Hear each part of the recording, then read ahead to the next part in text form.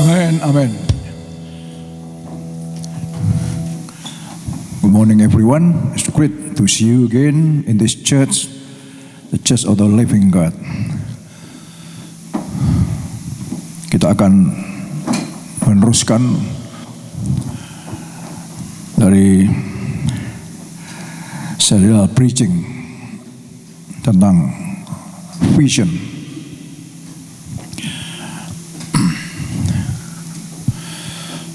Seperti yang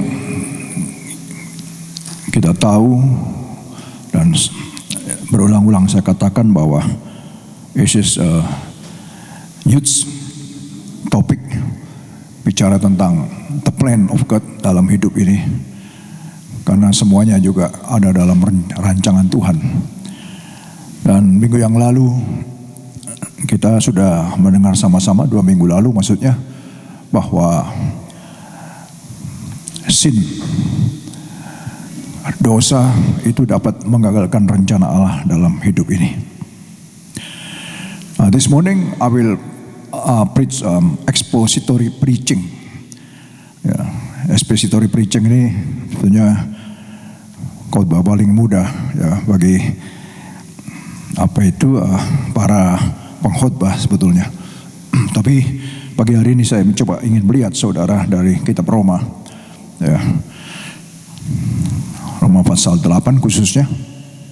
Nah, kalau kita lihat di dalam Roma pasal 8 itu, ayat 1 itu katakan bahwa there is no condemnation to those who are in Christ. Tidak ada penghukuman bagi mereka yang ada dalam Kristus.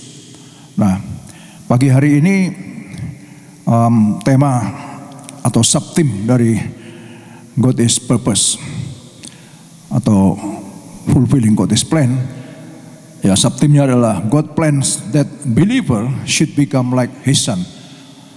Tuhan punya rencana sejak dari awal penciptaan bahwa marilah kita ciptakan manusia sesuai dengan gambar kita, tapi kenyataannya tidak sesuai. Kenyataannya tidak sesuai dengan apa yang jadi rencana Tuhan. Maka kalau Tuhan berikan kepada kita masih hidup 2025 sampai saat ini masih ada. Kita sudah memasuki minggu pertama bulan Maret, saudara. Ya, waktunya berjalan cepat dan Tuhan ingatkan kita tentang vision untuk kita bisa menggenapi plans-nya atau rencananya dalam hidup ini. Ya, rancangannya kita tahu bukan rancangan yang mendatangkan kecelakaan atau bring harm or calamity, tapi memberikan masa depan yang penuh harapan. Ya. Nah, God plans that believers should become like His Son. Jadi rencana Tuhan dari sejak semula sebetulnya bahwa Tuhan punya rencana orang-orang percaya itu, ciptaannya itu supaya bisa seperti Kristus. Karena tidak bisa seperti itu, karena jatuh, karena Adam yang pertama sudah jatuh, maka tetap rencana Tuhan adalah rencana Tuhan. The plan of God is the plan of God. Ya. He has the plan, His plan must be happen. Nah, makanya Dia kirimkan anaknya, yaitu Kristus, untuk bisa meluruskan kembali supaya manusia berdosa ini bisa mengikuti jejak Kristus. Saudara, terus terang saja ini membutuhkan sebuah iman, ya. Iman. Jadi ayat-ayat yang akan kita lihat ini membutuhkan iman, ya. Karena ini pun juga dituliskan oleh Rasul Paulus sesuai dengan apa yang dia imani juga. Nah, jadi kembali lagi, speaking about the faith, bicara tentang iman, is between you and Him, no one else. Between your personal, ya, personal kita dengan Dia. Ya.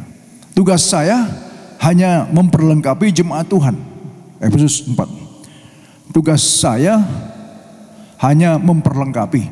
Selebihnya adalah urusan masing-masing. Ya, saya melakukan tugas saya, urusan untuk menumbuhkan iman, menambahkan iman adalah urusan saudara dengan Tuhan. Saudara ingat, Paulus menanam, Apolos menyiram. Tidak penting katanya. Yang penting adalah Allah yang memberikan pertumbuhan. Jadi yang penting bukan manusianya, bukan siapa yang berkhotbah, Bukan siapa yang bawakan firman, nggak penting. Bukan yang menanam, it's not important. Karena terjadilah pada waktu itu jemaat Korintus, aku dari golongan Petrus, aku dari golongan Apolos, aku dari golongan Yesus Kristus, aku dari golongan Paulus. Paulus katakan, apakah kita terbagi-bagi? Aku menanam, Paulus menyiram, Petrus menyiram. Tapi nggak penting. Yang penting adalah Allah yang memberikan pertumbuhan. Kepada siapa? Kepada jemaat Tuhan. Jemaat Tuhan siapa? Saudara dan saya. Amin. Nah, kalau sampai kita tidak bertumbuh, the question is why? Siapa yang salah, saudara?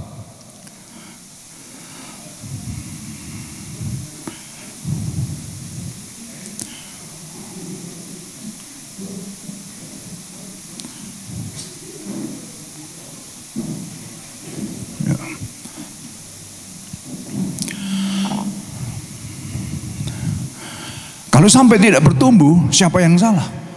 Masa kita salahkan Tuhan yang tidak memberikan pertumbuhan?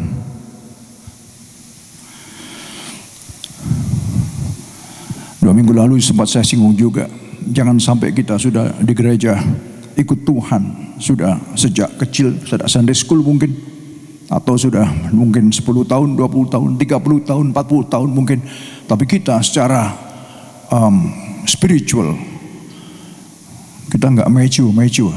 Ini sangat disayangkan, saudara. Kita harus terus ada pertumbuhan yang drastis, yang signifikan di dalam kehidupan kerohanian kita. Ya, oke, kita kembali pada ayat ini. Roma ayat 8:28. Kita tahu sekarang bahwa Allah turut bekerja dalam segala sesuatu. Allah turut bekerja. Bukan Yongki Santoso, bukan siapa-siapa. Allah yang bekerja. Saudara, pegang baik-baik. Allah turut bekerja dalam segala sesuatu untuk mendatangkan kebaikan bagi mereka yang mengasihi Dia. Ya, jadi Allah ikut bekerja. Allah yang bekerja. And we know that in all things, God works for the good of those who love Him. Jadi yang mengasihi siapa? Yang mengasihi Allah. Yang mengasihi siapa? Yang mengasihi Tuhan. Kalau sampai kita lepas dari ini, saudara, berarti kita harus cek ourselves. Apa benar kita mengasihi Tuhan apa tidak?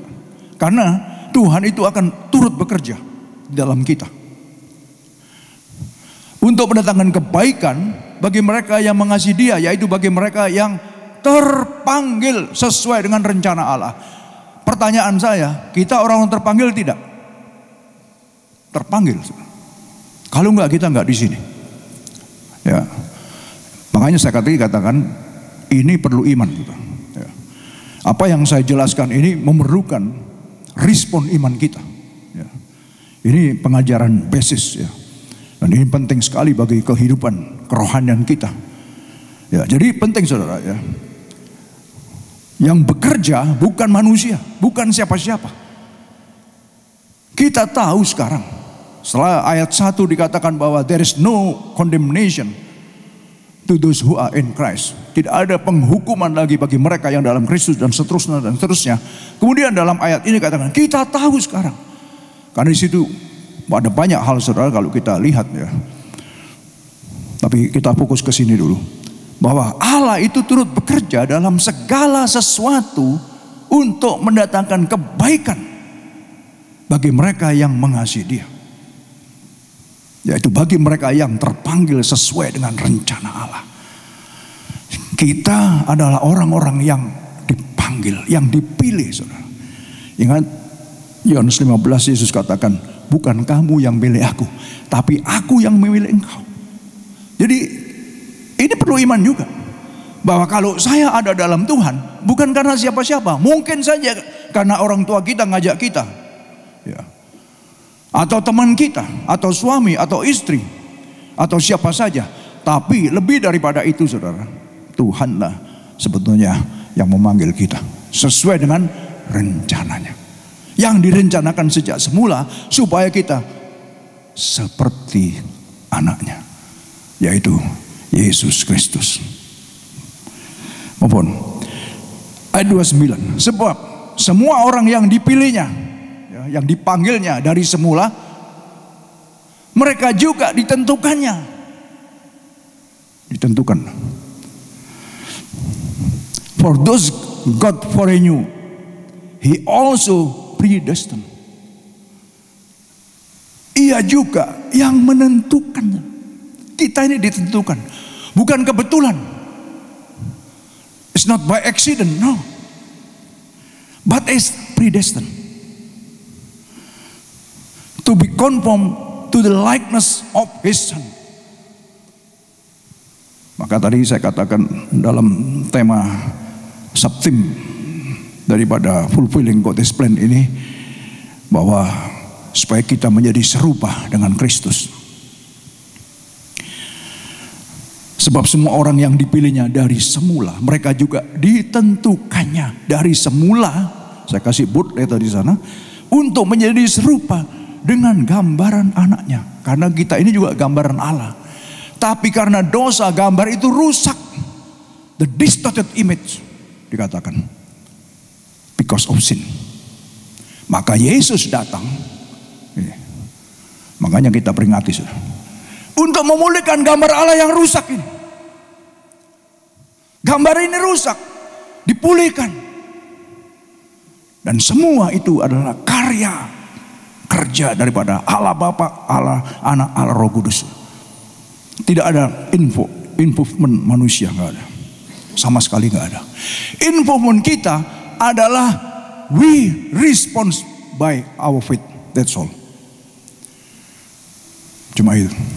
Tidak ada involvement dari siapa-siapa. Karena ini masalah pribadi, masalah personal. Our personal life with Him. Dengan pencipta kita. Maka jangan sampai tergila-gila dengan hamba Tuhan, dengan apapun juga, saudara.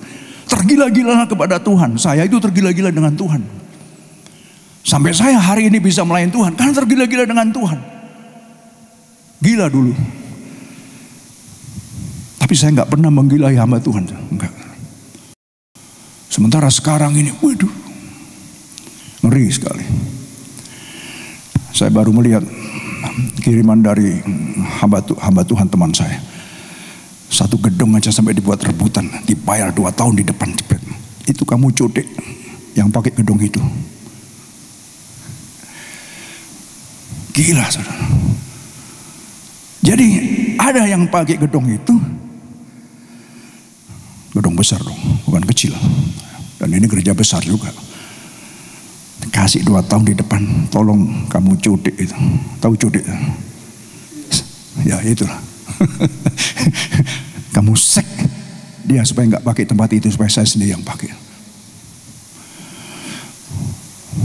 Kita harus hati-hati, saudara.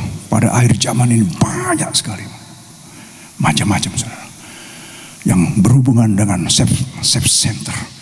Bukan God is center. Mungkin kita harus hati-hati aja. Karena akhir zaman ini banyak macam-macam. Makanya kita harus kuat dalam pengajaran. Kalau kita kuat dalam pengajaran, wush, apapun juga kita gak akan terpengaruh. Amin. Karena kalau kita dewasa, orang dewasa tidak mudah terpengaruh. Anak-anak gampang terpengaruh. Anak-anak dipengaruhi aja pas pengaruh. Kekristenan kita harus mencapai maksimal. Tumbuh seperti Kristus. Supaya kita punya pikiran Kristus, pikiran Allah ada dalam kita.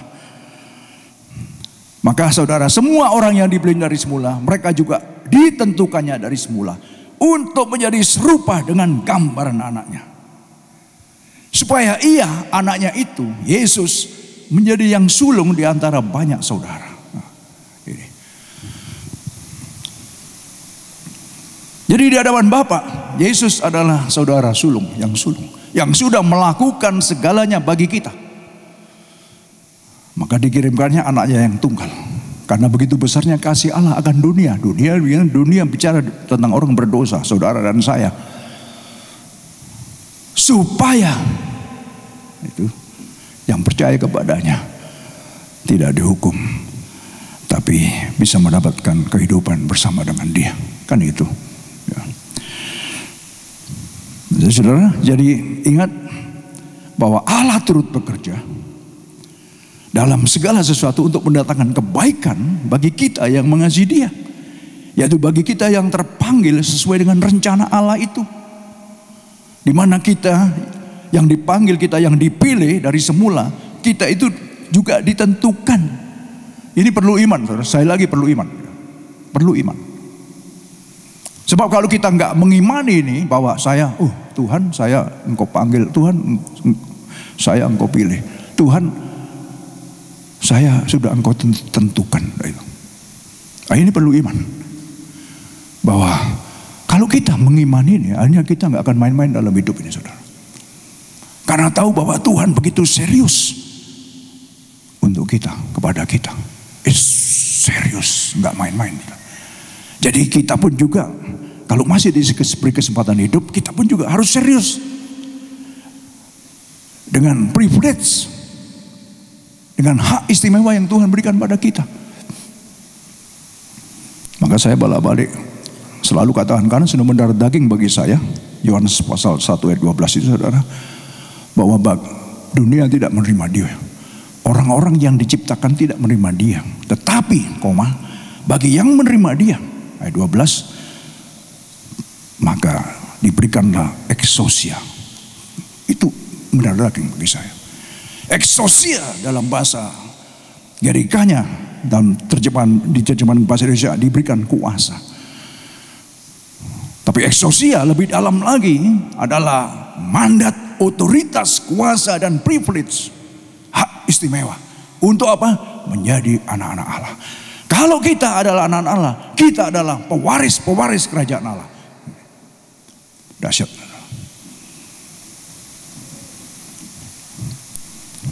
Sekarang dikuatkan lagi di sini bahwa kita, Allah itu turut bekerja dalam kita.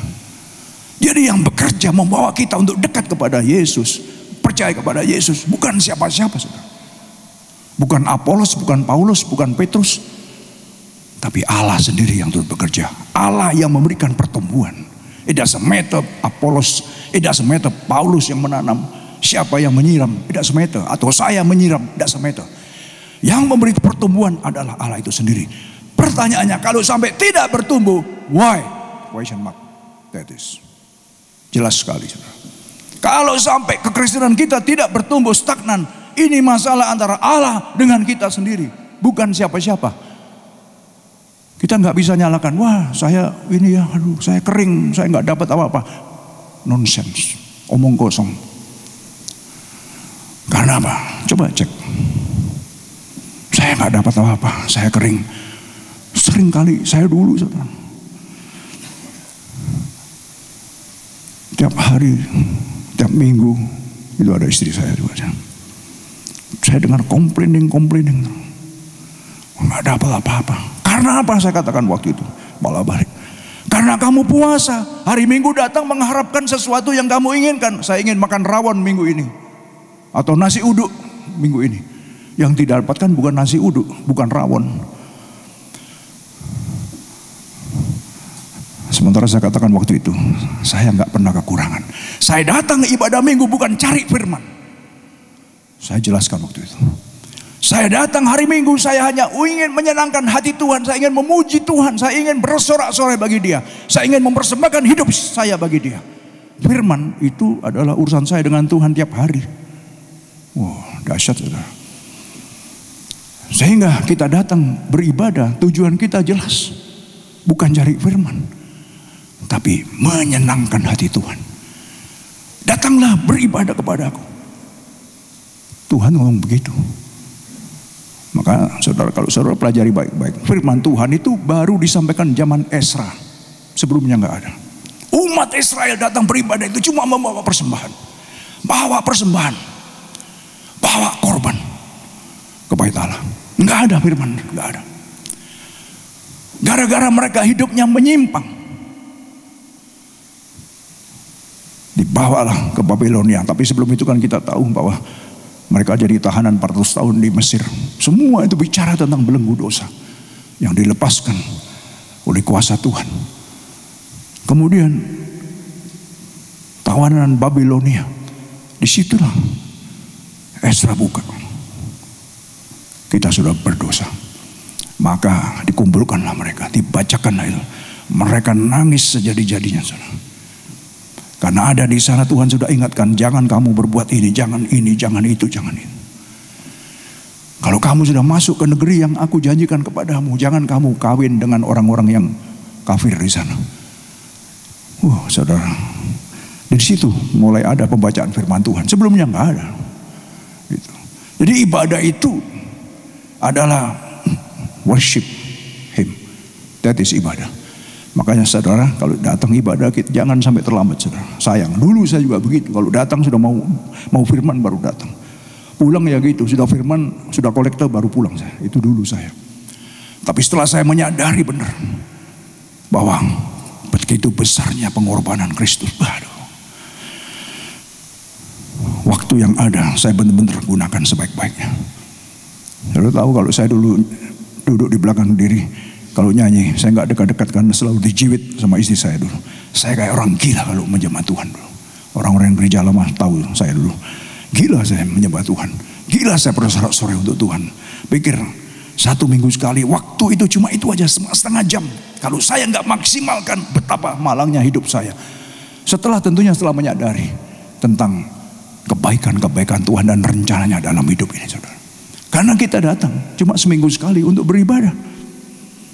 Datanglah beribadah kepadaku, membawa persembahan hati kita, ucapan syukur kita, itu yang nomor 1 yang kita persembahkan bagi Dia untuk bisa membalas semua kebaikannya.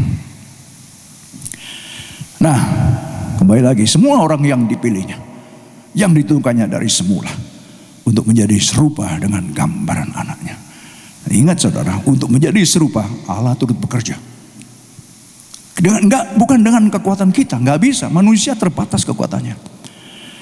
Oleh sebab itulah kalau kita linkkan lagi, Yesus katakan, lebih baik aku pergi supaya aku bisa memberikan kepadamu seorang penolong, Parakletos, yang setingkat dengan Dia, yaitu Roh Kudus, supaya Ia tinggal di dalam kamu dan menyertai kamu. Wah. Kita yakin nggak? Kalau saat ini, sekarang ini, now the Holy Spirit is in us, is with us. Ini kan bicara iman lagi. Kalau kita percaya ini, link lagi bahwa roh yang Tuhan taruh dalam kita adalah the spirit that greater than any other spirit in this world. Bayangin saudara. Kalau roh yang ada dalam kita adalah roh yang lebih besar dari segala roh yang ada dalam dunia ini, siapakah yang bisa lawan kita sekarang? Bukan kita hebat, bukan. Tapi Tuhan yang melakukan pekerjaan baik untuk melengkapi kita, untuk menyertai kita. Dia nggak sembarangan saja memanggil, memilih, tapi Dia juga melakukan bekerja dalam kita untuk mendatangkan kebaikan bagi kita, supaya kita tidak gampang jatuh. Masalahnya balik saya katakan free will yang membuat kita ini maunya sendiri, saudara. Itu aja. Maka kita harus bagaimana will ini kita tundukkan kepada willnya Tuhan, bukan willnya the spirit of darkness yang selalu timbul begitu saja. Saya tulis dalam minggu ini kalau nggak salah dalam renungan pagi. Bukankah meskipun kita sebagai orang percaya, pikiran itu selalu tiba-tiba muncul, datang begitu saja. Pikiran yang ingin melakukan dosa, pikiran jahat, uncontrollable. That is the human sinful nature, evil desire. Yes or not? Ya, nggak bisa dipungkiri. Setiap kita. Makanya begitu banyak hamba-hamba Tuhan yang jatuh, saudara. Mereka hebat, hebat sekali. Dipakai Tuhan, dahsyat sekali. Tapi mengapa bisa berguguran?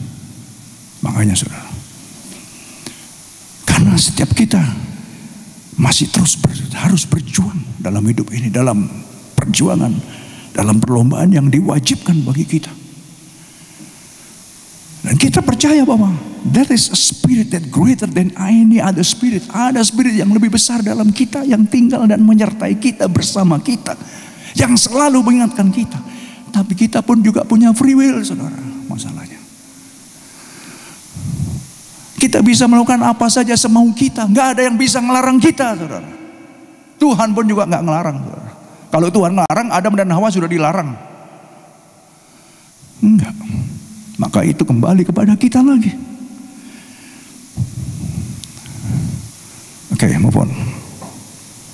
Dan mereka yang ditentukannya dari semula, mereka itu juga dipanggilnya. Dan mereka yang dipanggilnya, mereka itu juga dibenarkannya. Dan mereka juga yang dibenarkannya, mereka itu juga diapakan? Muliakannya. Ini perlu iman, saudara. Ini perlu iman. Maka saya katakan tadi perlu iman. Yakin nggak, saudara? Kalau saudara dipanggil, saudara dipilih, dan saudara ditentukan dari semula,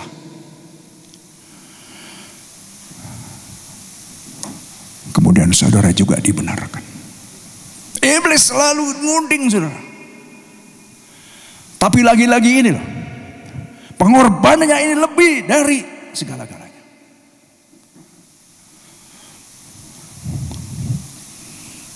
Ini perlu iman. Mereka yang ditentukan, yaitu saudara dan saya, dari semula ditentukan. Dari sejak penciptaan, saudara. Tuhan tahu kita bakal anak kita bagaimana, kita dirajut, kita ditendun, Tuhan tahu. Tapi karena human sinful nature, karena free will, kita kebablasan. Tapi Tuhan tetap Dia cari kita, Dia temukan kita, Dia panggil kita. Bukan cuma dipanggil, tapi kan dibenarkan juga. And those He predestined, He also called. Those He called, He also justified. Those He justified, He also glorified. Wow. Kita juga dimuliakan, saudara. Kita dosa, ya kita masih melakukan dosa. Tiap hari pun juga masih bergumul dengan dosa. Tapi dalam pandangan Allah, karena kita menerima Yesus dan percaya Yesus, kita dibenarkan. Tuhan gak perhitungkan lagi dosa itu. Ini bedanya. Tapi kalau tahu kita bahwa kita sudah diampuni, ya mbok jangan berbuat dosa lagi, kan begitu. Kita punya free will, kita bisa melakukan masyarakat. Tapi kalau kita sadar akan hal itu, mestinya kita berjalan di dalam jalan kebenaran serupa dengan Kristus. Makanya Kristus memberikan contoh, dia datang memberikan contoh. Maka firman Tuhan ini Paulus katakan, biarlah kita menjadi serupa dengan Dia. Dia adalah yang sulung. Wah, luar biasa, saudara.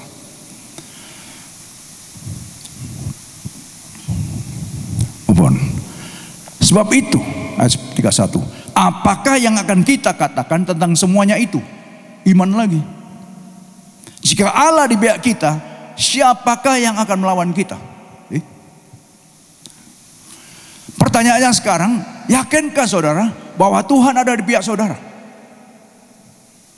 Kalau saudara yakin Tuhan ada di pihak saudara, apakah hidup saudara sudah benar di hadapan Dia dan tidak ada kekhawatiran, tidak ada ketakutan dalam hidup ini?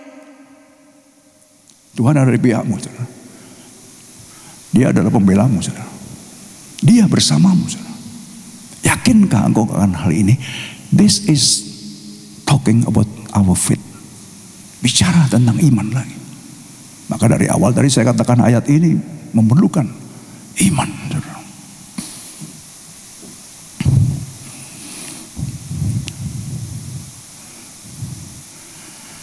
Sebab itu, apakah yang akan kita katakan tentang semuanya itu? Ini bukan bicara soal kesombongan, bukan.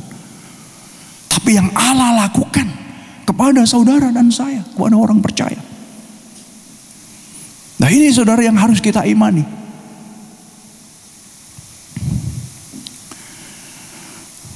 Sebab Allah melakukan hal-hal yang baik untuk kita. Sehingga diteguhkanlah di sini, saudara. Kita yang ditentukan dari semula, kita juga dipanggilnya. Kita yang dipanggil, kita juga dibenarkannya. Kita yang dibenarkan juga dimuliakannya. Sebab itu apa yang akan kita katakan tentang semuanya itu? Kalau Allah ada di pihak kita, nah ini bicara iman. Kalau kita benar-benar beriman dan kita yakin percaya bahwa Allah ada di pihak kita, maka apakah yang akan kita takuti, kita khawatir dalam hidup ini? Takut nggak makan? Maka Yesus katakan, lihatlah burung di udara yang tidak menabur dan tidak menuai, tapi Bapa memelihara mereka.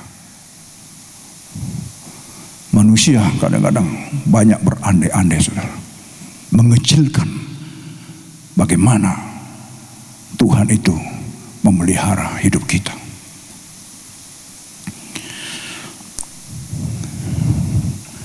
Jadi kembali lagi, saudara, iman yang dibutuhkan dari kita untuk bisa menangkap ini semua.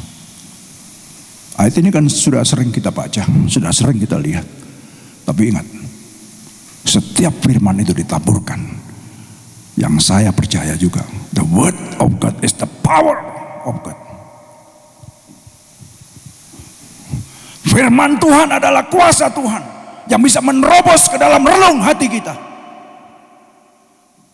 untuk bisa memporak-porandakan ketidakpercayaan kita, supaya kita submit dan takluk kepada firman.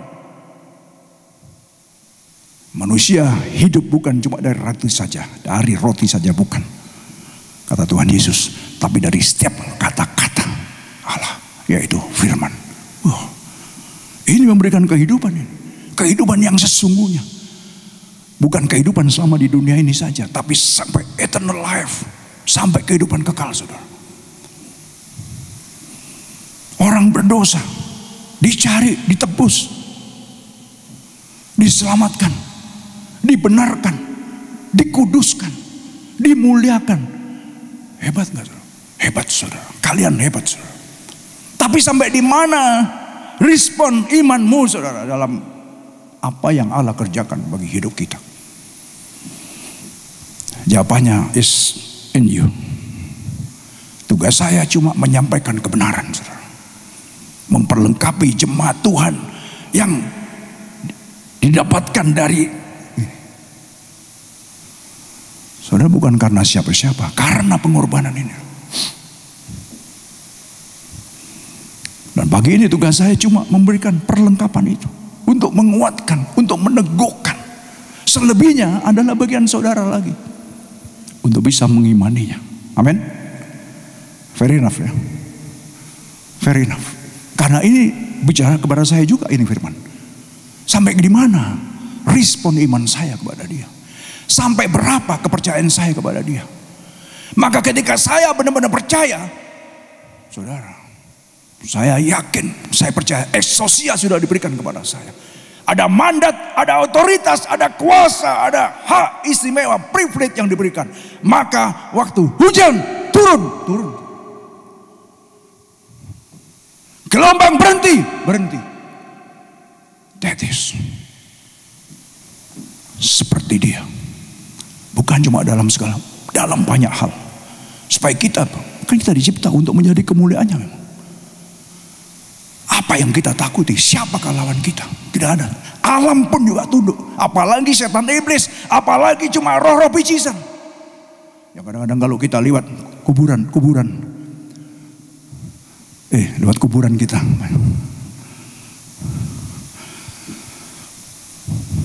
Amin.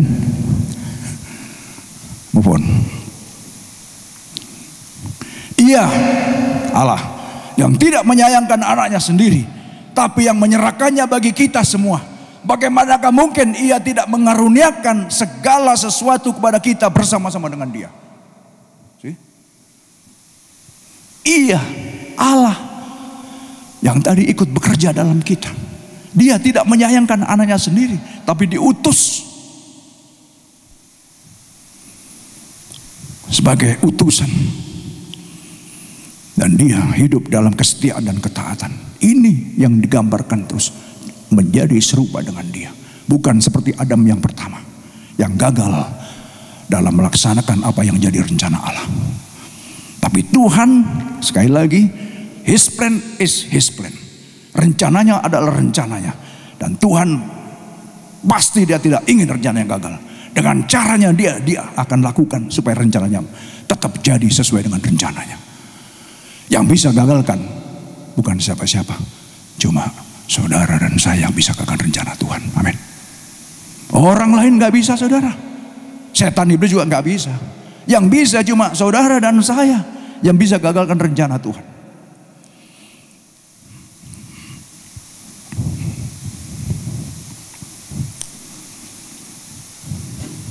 Wih, jamnya cepat sekali. Jadi ia yang tidak menyayangkan anaknya, he who did not spare his own son, but gave him up for us all, how will he not also along with him graciously give us all things? Bayangkan, saudara. Ia yang tidak menyayangkan anaknya, dikorbankannya mati untuk memikul dosa kita, supaya dosa-dosa kita itu dibawa oleh Dia. Kemudian bagi yang percaya bahwa dosa kita sudah diambil, dipikulkan kepada Dia, yang percaya kepada Dia, maka diampunilah, diselamatkanlah, dibenarkanlah, dikuduskanlah.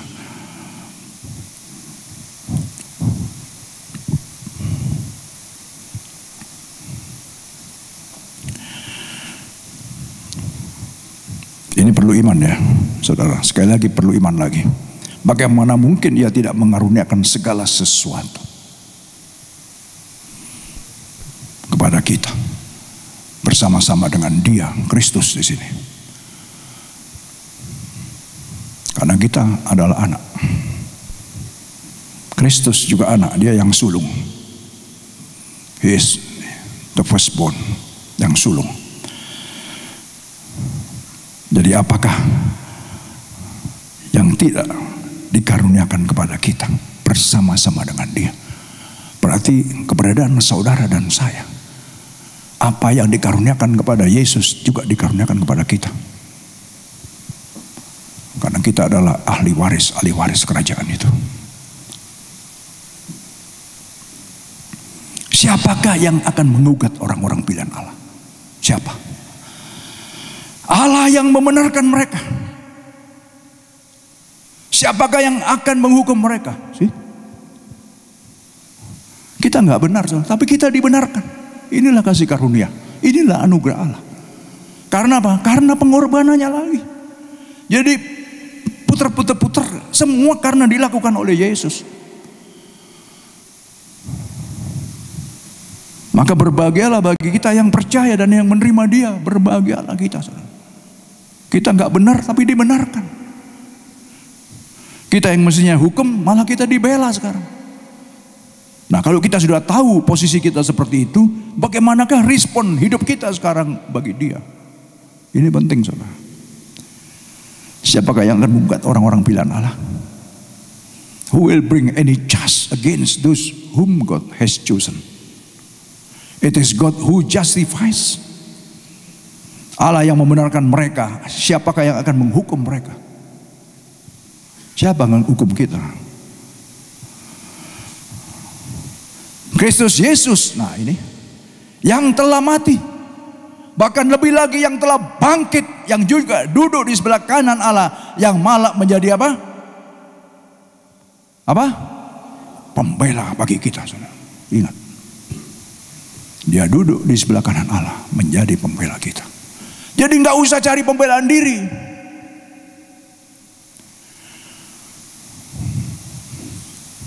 Ada banyak orang percaya masih cari pembelaan diri kadang-kadang. Masih cari membenarkan diri kadang-kadang. Nggak perlu. Karena kalau kita sudah membenarkan diri atau membela diri, Dia nggak akan pernah bela kita. Ya sudah, manut aja lah.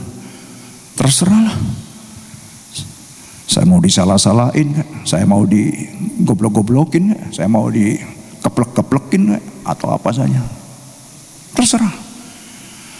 Tapi ingat, itu saya. Dia adalah pembelaku. yang matanya tidak pernah tertutup untuk melihat. Bukan cuma pembelaku tapi pembelamu, saudara. Jangan pernah takut dalam hidup ini. That's why you are not extra, you are not ordinary people anymore, but the extraordinary people of God. Saya ngomong ngotot begini ini jelas. You are the extraordinary people of God because of this. Sebab karena pengorbanannya. Sebab karena apa yang dilakukannya. Dan dia sebagai yang sulung melakukannya untuk kita. Supaya kita tidak menjadi orang yang terseok-seok. Orang yang, apalagi istilahnya. Orang kalau berdosa itu saudara, dia itu gak ada harganya. Dia tidak tahu apa yang dia lakukan. Dia apa ya nama ini ya, saya kok jadi lupa. Apa saudara? Apa ya?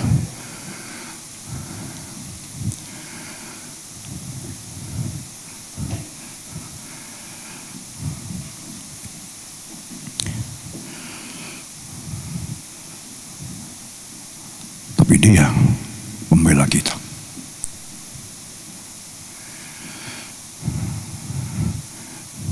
Ia yang selalu bersama dengan kita. Jadi jangan takut dalam hidup ini. Siapakah yang akan memisahkan kita dari kasih Kristus? Penindasankah?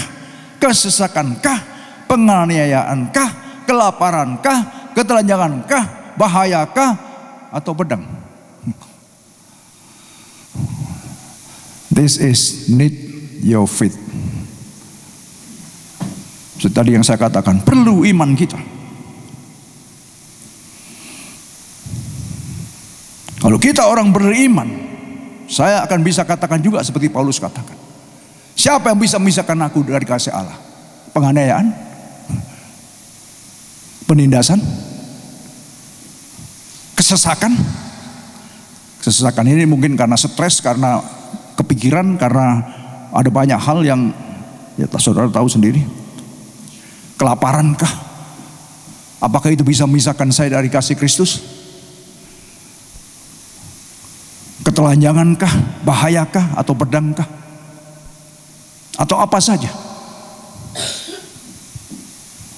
Jadi in other words, ini dia punya keyakinan penuh. Apapun juga tidak ada bisa memisahkan saya dari kasih Kristus. Ini perlu iman.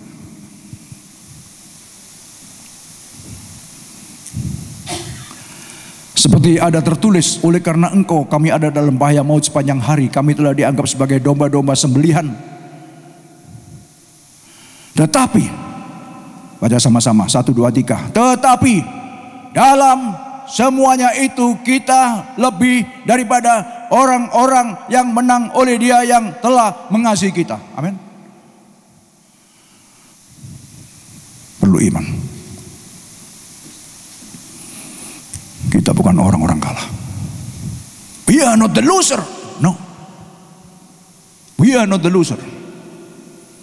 We are more than conqueror in Christ.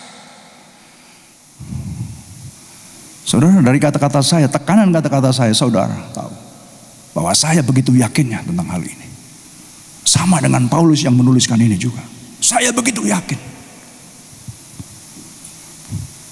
Because of him, not because of myself. Bukan karena saya, bukan karena siapa-siapa. Bukan karena manusia, bukan. Tapi karena Allah yang telah melakukan dengan mengirimkan anaknya yang sudah mau berkorban bagi hidup saya dan saudara. Sehingga yang menerima Dia dan yang percaya kepada Dia, you have been given exousia. Ada mandat, ada otoritas, ada kuasa, ada privilege yang diberikan pada kita. That is exousia. Sehingga kita bukan menjadi pecundang-pecundang, orang-orang yang kalah, the loser. No. Biar orang mengatakan kita apa, orang dunia ngetawain kita. 1 Korintus 2 dikatakan, Orang dunia itu tidak bisa menerima hal-hal yang dari the Spirit of God. Ini yang saya bicarakan tentang the Spirit of God. Because the Spirit of God, the Word of God is jalan dengan the Spirit of God. Bagi orang dunia satu kebodohan, tapi bagi kita is the power of God. Amin. Firman ini adalah kekuatan bagi kita yang akan membawa kita kepada kehidupan yang sesungguhnya. Luar biasa. Saya sudah over bicara, saudara. Kita lanjutkan minggu depan. Saya undang musician dan singer. Be like him. Jadilah seperti Kristus. Karena itulah keinginan Bapa.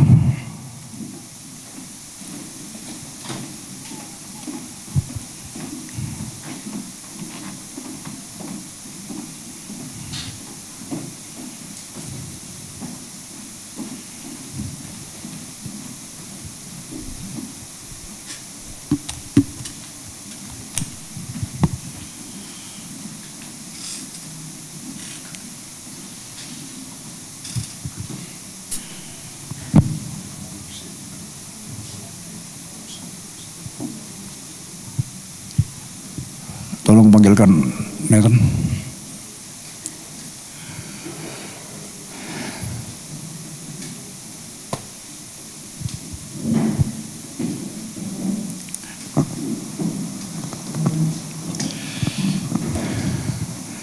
Let the weak say I'm strong.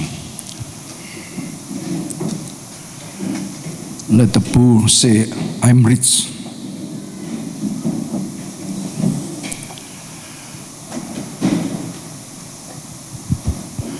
Yang lemah katakan aku kuat.